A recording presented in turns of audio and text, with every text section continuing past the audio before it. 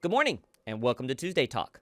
Let's hit the ground running today. Right out of the gate, I want to go ahead and introduce you to a topic that we're going to discuss for the next couple of weeks. And that would be the topic that deals with you, yourself. We're going to hit our self-esteem, our self-worth, and our self-confidence. So I encourage you, if you miss it during the regular Tuesday Talk time, go back and make sure you're able to watch it, because I believe society has helped us successfully destroy how we see ourselves. And that's where we'll start today. Your self-esteem. Your self-esteem is basically the lens you look at yourself in your own life. It's how you see yourself, the level of respect you allow for yourself.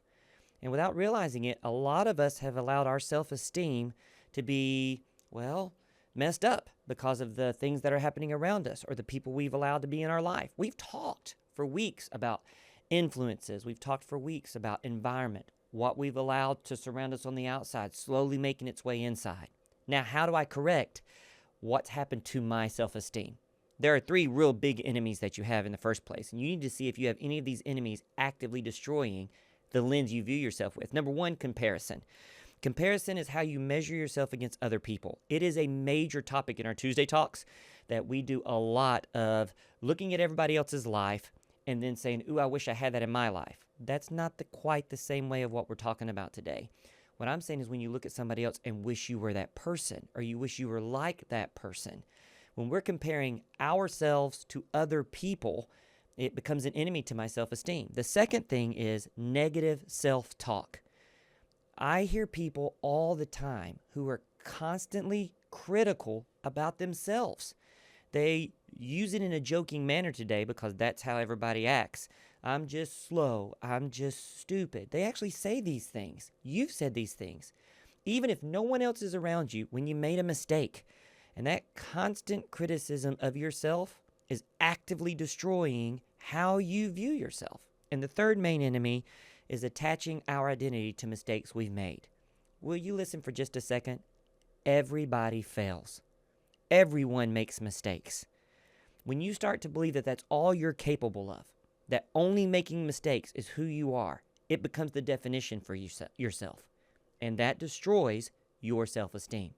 Comparison, making mistakes, and constant criticism of who I am.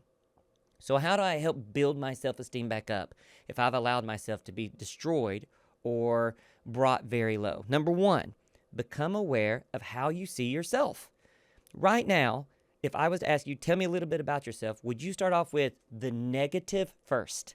Would you start off by talking about all of your deficiencies first? Or could you tell me strengths? Can you tell me positives that you're able to bring to the table? If we have a friendship that begins and it grows, what can I learn from you or rely on you for to be able to provide to me? So become aware of how you view yourself. Maybe you don't even realize today how negative you've allowed yourself to become. Number two, practice honesty. At the same time you're identifying yourself, don't start unbuttoning your shirt and showing your Superman logo underneath. We aren't superheroes. And convincing ourselves that there are no faults or failures, convincing ourselves that we never make mistakes is just as much a lie and just as damaging as we are only making mistakes. We are only capable of bad things. So be honest. Be neutrally honest about who you are and what's happening in your life. Instead of saying, I'm terrible at this, start to think in your mind, I'm just now figuring this out. I'm working on this. It's okay to be a work in progress. And number three, treat yourself with basic respect. Why would I expect somebody else to treat me a certain way when I won't treat myself that way? Why would I expect someone else to show me respect when I don't do it? When I'm tired, get rest. When you have to talk about yourself, be decent, not overly critical. Set small boundaries to protect your peace. These are simple signals that you are sending to your brain and to your heart that, hey, you know what? I matter.